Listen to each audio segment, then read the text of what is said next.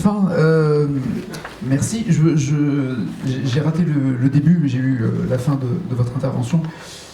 Au début, j'ai pas très bien compris pourquoi tu m'avais demandé de venir ici. En fait, je me rends compte que face à autant d'intelligence, il fallait rééquilibrer et pouvoir les mettre en valeur. Donc, je suis ravi de venir vous mettre en valeur. Là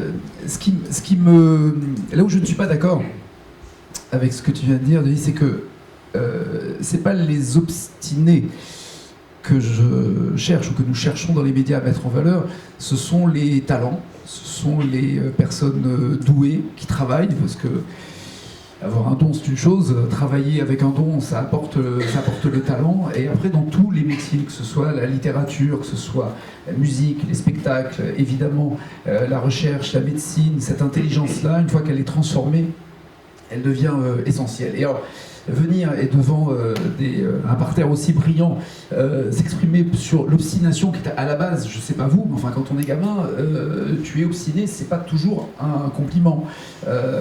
Testado, là, c'est ce que disait ma maman, en référence au sang italien qui coulait dans ses veines. Et quand elle me traitait de tête dure, au début évidemment je prenais ça comme plutôt un reproche.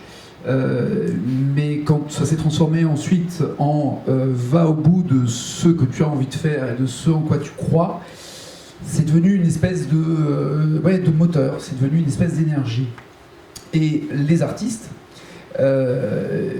dont les chercheurs font partie, parce qu'il y a une forme d'art dans ce travail, c'est-à-dire se donner, je rajouterais à l'obstination, l'opiniâtreté, la persistance, avec évidemment une grosse dose d'intelligence, et de se dire on a une idée fixe, on a un but à atteindre, et cette idée fixe va nous permettre de se concentrer et de ne pas s'éparpiller.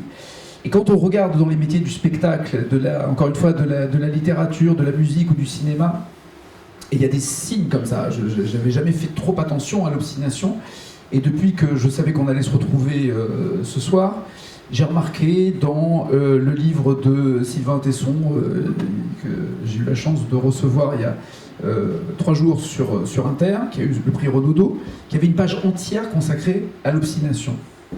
Et la page commençait à raconter une anecdote que je voulais vous livrer ce soir, où il parle de Wagner. Avant qu'il ne soit Wagner et qu'il donne envie à Woody Allen d'envahir la Pologne, il racontait que Wagner était allé voir Berlioz en lui demandant un conseil pour réussir dans la création de son œuvre. Et Berlioz lui a dit l'obstination, une idée fixe. Il ne faut pas s'éparpiller, il faut avoir cette idée fixe et tracer sa route et aller droit dans son chemin. Et c'est là où le génie arrivera. C'était Berlioz, et ça date pas d'hier. Mais ça prouve simplement que de se fixer un but, de ne pas s'éparpiller, et d'aller jusqu'au bout, peut-être en commettant des erreurs. Et j'imagine que parmi vous, beaucoup de personnes dans leur métier, dans leur vie, ont commis des erreurs. Mais commettre une erreur, rien de grave. On sait que c'est plutôt une leçon. On apprend quand on commet une erreur. Quand on l'a commis plusieurs fois d'affilée, on peut appeler ça de la connerie, mais au début, quand on l'a commis une fois, en tout cas, c'est une leçon. Et cette leçon-là est un enseignement. Donc il n'y a pas de défaite inutile. Il y a au contraire que des leçons à apprendre, déjà avec les premières chutes que l'on fait à vélo quand on est enfant, jusqu'à des recherches qui peuvent paraître vaines au bout de quelques temps. Mais en tout cas, se fixer ce but-là, c'est quelque chose d'essentiel. Et la persistance, et l'opiniâtreté, et cette intelligence-là, dans le monde de la musique, vous en avez, mais vous avez des tonnes d'exemples. On a fait une émission avec Alain Souchon il y a encore, et Laurent Voulzy il y a quelques jours. Ils étaient au bord de la rupture de contrat, de l'espèce de licenciement, ou en tout cas on ne sera plus soutenu par les producteurs. Et simplement comme ils allaient jusqu'au bout de leur volonté de travailler ensemble, qu'ils savaient exactement ce qu'ils voulaient, ils réussissent à avoir, je ne sais pas maintenant, 30 et quelques années de carrière et de succès. Rappelez-vous, et quels que soient vos goûts musicaux, que ce soit Berlioz, que ce soit Wagner ou Souchon ou Johnny, le nombre de fois où on a dit qu'il était fini, mais où encore une fois, il allait au bout de ce qu'il voulait faire. Ce matin encore, Patrice Lecomte, réalisateur des Bronzés, me racontait que en portant le projet des Bronzés, tous les intervenants, les producteurs, les distributeurs mettaient des bâtons dans les roues en disant non, non, non, ça ne marchera pas, on n'y arrivera pas, c'est pas drôle, c'est pas ceci, c'est pas cela, c'est pas intelligent, ça ne fonctionnera pas. 40 ans après, je pense que si on s'amusait là à voir quelques répliques des bronzés, que ce soit le premier numéro où les bronzés font du ski, qu'est-ce qu'il a à dire, le peignoir? J'ai essayé. Mais il y a d'autres répliques. Mais en tout cas, ça a marqué l'histoire du cinéma et c'est évidemment un succès incontestable. Ne jamais baisser les bras et être, et c'est la seule chose que je voulais vous dire ce soir, vous qui êtes des donateurs, vous êtes les moteurs, ça rime, mais c'est vraiment ça, les moteurs de l'énergie dont les chercheurs ont besoin.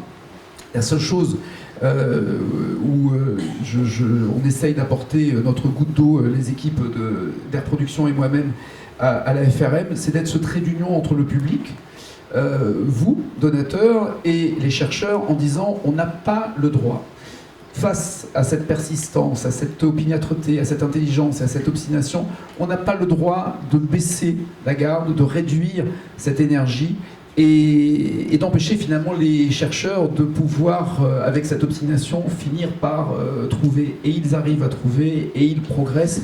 Et ça, c'est pour le bien de tout le monde.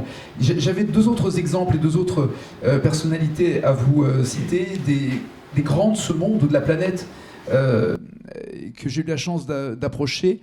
Un premier artiste qui me racontait qu'il avait fait des radios crochets dans les années 60, avec des échecs, avec des refus, avec des contrats refusés.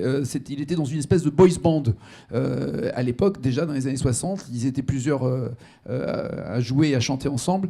Et puis ils essayaient d'exister. Et ça ne marchait pas. Et ils continuaient, ils travaillaient. Ce monsieur qui a eu la gentillesse d'accepter cette interview s'appelle Paul McCartney. Son groupe de boys band s'appelait les Beatles, Quarrymen à l'époque, et ils avaient fait plusieurs télé et radio crochets où ils perdaient. Mais en même temps, je pense que l'obstination, je pense que leur intelligence, que leur talent et que leurs dons ont fait que cette carrière, même si elle n'a pas été sur des décennies aussi importantes que certains artistes, a été extraordinairement marquante. Et l'autre obstiné que j'ai la chance d'avoir comme ami, c'est Didier Deschamps, qui, dans sa manière d'être, dans son intelligence, a constitué une force de travail, parce que vous êtes de brillantes personnes et intelligences, et vous êtes des chefs d'équipe, et il ne faut pas oublier les équipes, il ne faut pas oublier toutes les personnes, vous parlez de passer de 20 à 60 personnes, c'est un travail d'équipe, et motiver les équipes, réunir des énergies, catalyser ces forces-là, et les mener à une idée fixe, soit un seul but, en l'occurrence, gagner votre Coupe du Monde et de réussir à parachever finalement l'œuvre d'une vie ou à transformer en tout cas ce que vous avez fait pendant des années, ça donne cette fameuse expression de Didier Deschamps, on ne lâche rien. Voilà.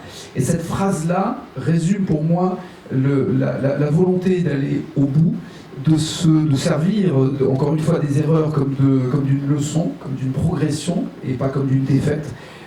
Et de tout faire pour gagner. Et c'est pour ça que j'ai fait vœu de faire le plus possible pour aider la FRM, comme vous le faites avec vos dons, pour soutenir les chercheurs. Et notre rôle en tant que donateur, à quelque niveau que ce soit, de la somme donnée, c'est justement de permettre aux chercheurs de ne rien lâcher pour réussir. Donc merci à la FRM et merci à vous de continuer de ne rien lâcher. Merci.